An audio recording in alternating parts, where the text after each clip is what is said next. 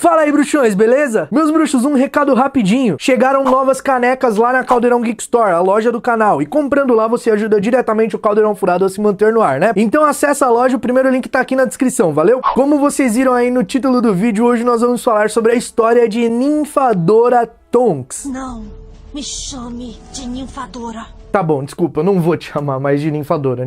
Ninfadora Tonks nasceu entre o final de 1972 ou o começo de 1973. A data precisa do seu nascimento é incerta, é desconhecida. Ela era filha de Edward Tonks, que tinha o apelido de Ted, e Andromeda Black. A união dos pais da Tonks já causou um grande problema ali na família Black, porque vocês sabem que eles eram uma família tradicionalista, né, preconceituosa, que prezava pela supremacia puro sangue, e o Ted Tonks era um nascido trouxa, então a Andrômeda ter se casado com ele foi uma vergonha, uma desonra para a família, e ela acabou sendo queimada da árvore genealógica deles. E com isso, a Andrômeda não teve mais nenhum contato com a sua família. Pouco tempo depois da união, o casal teve uma bebezinha que eles batizaram de Ninfadora Tonks. No dia do nascimento da Tonks, o seu cabelo ficou de várias cores, mudando de cor até parar no tom rosa chiclete. Com isso, a Andrômeda e o Ted perceberam que ela era uma metamorfomaga. A metamorfomagia é uma condição genética extremamente rara que permite que o bruxo ou bruxa que possua essa condição mude sua forma a hora que bem entender, sem precisar de poção, feitiço ou qualquer outro auxílio externo. Ou seja, a Tonks pode se transformar em quem ela quiser, a hora que ela quiser. Ela pode transformar apenas partes do seu corpo, como só a cor dos olhos, mudar o formato do nariz, boca, cor do cabelo, enfim. Metamorfomagos também podem mudar de sexo, de idade, tudo. Eles podem mudar tudo, sem o auxílio de poção ou qualquer outra coisa. Como eu disse, isso é uma condição genética e é extremamente raro. Tanto que na história de Harry Potter a gente só teve contato com dois, a Tonks e o filho dela, que a gente vai falar mais pra frente aqui nesse vídeo. E como eu disse, condição genética, né? Não se aprende, se nasce com isso. Ninfadora Tonks iniciou seus estudos em Hogwarts no ano de 1984 e foi selecionada para a Casa Lufa-Lufa. Devido à sua condição, a Tonks acabava cumprindo muitas detenções em seu período escolar. Isso porque ela se transformava nos professores para ficar dando bronca nos outros alunos, pregando peça nos outros alunos. Além disso, ela também ficava distraindo os alunos durante as aulas, transformando partes do seu rosto em coisas engraçadas. Cara, eu queria estudar com a Tonks, devia ser muito da hora. Segundo a diretora da Lufa-Lufa, a professora Sprout, a Tonks só não foi nomeada monitora da casa porque ela não tinha uma coisinha necessária que era essencial para ser monitor. Ela não tinha a capacidade de se comportar. Embora Tonks tenha sido uma aluna bastante peculiar e levada, ela tinha excelentes notas. Tanto que ao se formar em Hogwarts no ano de 1991, ela se qualificou para o treinamento de aurores do Ministério da Magia. Após 3 anos de treinamento sob a tutela do Auror Alastor Moody, a Tonks conseguiu se formar em 1994. Segundo a própria Tonks, ela teve muita facilidade no curso de distinção e dissimulação, pela sua capacidade de se camuflar, se modificar, transformar sua aparência, então ela conseguiu passar nisso com facilidade. Porém, como ela é bastante desastrada, apesar de tudo, ela quase não passou em vigilância e rastreamento. Mas tudo acabou saindo bem e ela conseguiu se formar uma Auror definitiva em 1994.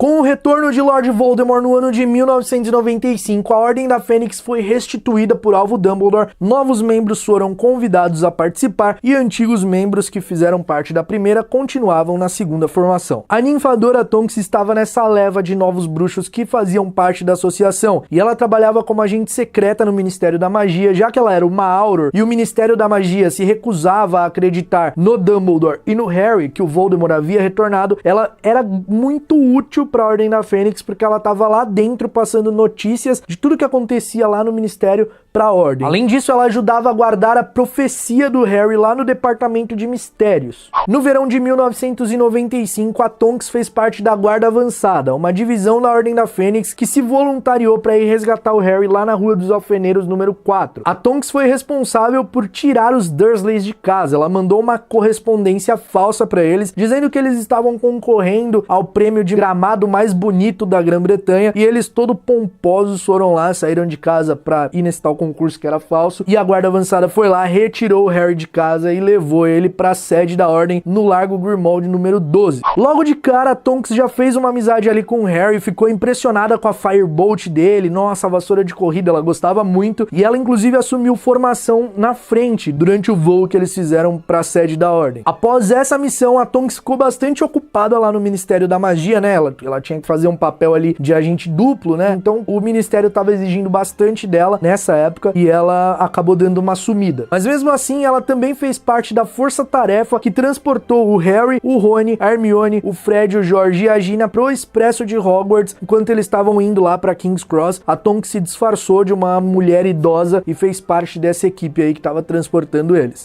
No Natal do mesmo ano, 1995, a Tonks acompanhou também as crianças até o Hospital Sem Mungos, quando eles foram visitar o Sr. Weasley, que havia sofrido o ataque da Nagini, lembra disso? Depois disso, para conduzir os alunos de volta a Hogwarts, né, o Harry, o Rony, a Hermione, o Fred, o George, ela e o Lupin, que também fazia parte da Ordem da Fênix, foram até o Noite Bus, levaram eles e, de boa, voltaram seguros com uma Auror qualificadíssima. A Tonks era muito poderosa, cara. Infelizmente os filmes não valorizam isso, mas ela era uma bruxona, cara. Pulando agora pro ano de 1996, em junho, a Tonks fez parte do grupo da Ordem da Fênix que foi até o Ministério da Magia resgatar a armada de Dumbledore. Quando eles estão duelando lá com os Comensais da Morte, a Tonks aparece lá, chega, inclusive a cena dela chegando é bem legal, ela chegando ali, e nessa batalha ela acaba sendo atingida por um feitiço da Bellatrix, que é sua tia, e ela fica bastante machucada e acaba ficando hospitalizada por um tempo nos Sem Mungos depois disso. Essa época começa a ficar um pouco difícil pra Tonks, porque a aparência dela começa a mudar, ela começa a ficar mais triste, e todo mundo começa a perceber, porque ela passa a ter dificuldades pra controlar sua metamorfomagia, o cabelo dela vai ficando sem cor, ela vai ficando com uma expressão triste, e o pessoal em volta ali achava, inclusive o Harry achava, que era por conta da morte do Sirius, o primo dela. O Harry achava que ela se sentia culpada pela morte do Sirius, porque ela não conseguiu impedir, e também que ela era apaixonada por ele. Inclusive, o Harry tira essa conclusão quando a Tonks vai resgatar ele lá no Expresso de Hogwarts, e ele vê o patrono da Tonks, que era um coelho e passou a ser um quadrúpede, uma criatura parecida com um cachorro, parecida com um lobo. Na verdade, era um lobisomem por conta do Lupin, do sentimento que ela tinha por ele, mas o Harry achava que ela gostava do Sirius, e tava muito mal por conta da morte dele. É claro que ela tava triste pela morte do Sirius, tá, galera? Mas é que ela não era apaixonada pelo Sirius. Passado algum tempinho, as coisas começaram a ficar ruins no mundo bruxo, começou a ficar um pouco tenso, e Hogwarts recebeu uma patrulha de aurores para proteger a escola, né? Porque o Ministério da Magia já tava começando ali a ter uns infiltrados, a coisa já tava ficando ruim, e a Tonks era uma dessas aurores que estavam lá em Hogwarts. Quando os Comensais da Morte conseguiram entrar no castelo através do Armário Subindouro com a ajuda do Draco, e nessa batalha o Fenrir Greyback ataca o Guy Weasley, e o Guy e a Fleur já estavam juntos. Enquanto eles estavam ali na enfermaria, a Fleur se declarou falando que ia cuidar dele, que não tinha problema se ele virasse um lobisomem, e a Tonks usou isso de incentivo e falou: olha só, Lupin, você tá vendo, Remo? Eu quero ficar com você, cara, independente se você é um lobisomem ou não, eu não tô nem aí. E o Lupin, que era apaixonado por ela, mas tinha medo de transmitir licantropia pra ela, ou se porventura eles tivessem um filho, também transmitir, ou até machucar a Tonks, ele preferia ficar distante. Mas só que ali no calor do momento, ele viu que não ia ter jeito, o amor falou mais forte, falou mais forte o amor falou mais alto, e eles começaram a namorar e se casaram logo em seguida numa cerimônia bastante discreta em 1997. Pouco tempo depois do casamento, Nymphadora Tonks estava grávida, esperando um baby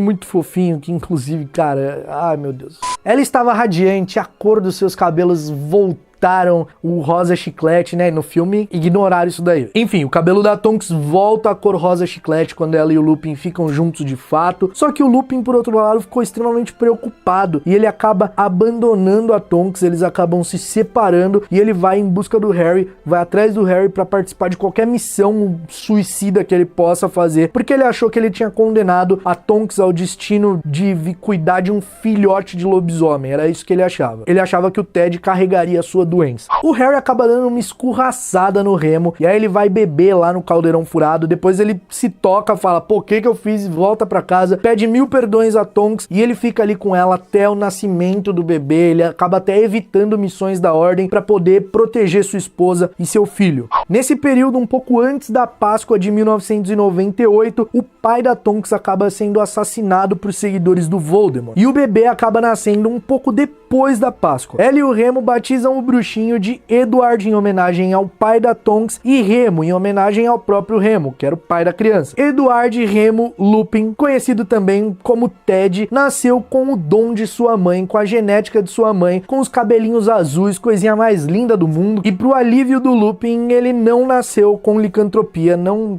herdou a licantropia, a doença do pai, só a genética da mãe de ser um metamorfomago. Eles estavam muito felizes, porém também muito preocupados, e cara, o que me corta muito o coração é saber que o Remo e a Tonks não viram nem o neném completar um mês de vida, porque a Páscoa de 1998 caiu no dia 14 de abril e a Batalha de Hogwarts aconteceu no dia 2 de maio. Ou seja, ele devia ter uns 15 dias de vida quando seus pais foram pra batalha e não voltaram mais. Tô me adiantando no assunto já falando da morte deles, mas eu preciso falar de algumas coisinhas antes. O Remo Lupin convida o Harry pra ser padrinho do Ted e agradece muito a atitude que ele teve, que o Lupin pôde cair na real e ficar com a sua esposa Tonks, cuidar do seu filho o quanto ele pôde, né? E entender a real importância da família. No dia 1º de maio de 1998 tem início a Batalha de Hogwarts. Ninfadora Tonks fica com o Ted na casa da Andrômeda, sua mãe, né? A avó do Ted, e o Remo vai pra batalha. A Tonks fica agoniada em casa, sem receber notícias da batalha, sem saber o que poderia acontecer com o pai do seu filho, o homem que ela amava, sem saber o que estava acontecendo lá com o Harry, com o mundo bruxo, porque o mundo bruxo dependia do resultado daquela batalha. Então ela deixa o Ted com a Andrômeda, aparata no bar Cabeça de Javali, usa a passagem secreta que dá até a Sala Precisa dentro de Hogwarts. Ela pergunta pro Aberforth, o irmão do alvo, se o Remo tinha passado por lá, e ele responde que sim. Ela chega, ele tava duelando com Anthony Dolohov, que acabou matando o Lupin. Mas cara, teve uma coisa que aconteceu no filme, em Relíquias da Morte Parte 2, uma cena que foi cortada, que assim, é imperdoável o corte dessa cena. A Tonks chegando, dando um abraço no Remo, e ele fala do Ted, e ela fala que ele tava roncando a essa hora como o pai dele roncava e que quem tava precisando dela agora era o Remo. Oh, gente, por que vocês cortaram essa cena, velho? Enfim, Ninfadora Tonks é morta por sua própria tia, Bellatrix Lestrange, e o seu marido, Remo Lupin, é morto por Anthony Dolohov, e o corpo dos dois acabou sendo colocado no grande salão ali de Hogwarts para ter um funeral, um destino digno, depois do tanto que eles lutaram pelo bem da comunidade bruxa. Ninfadora Tonks morreu aos 26 anos. Cara, é a minha idade. Ela era muito nova, mano.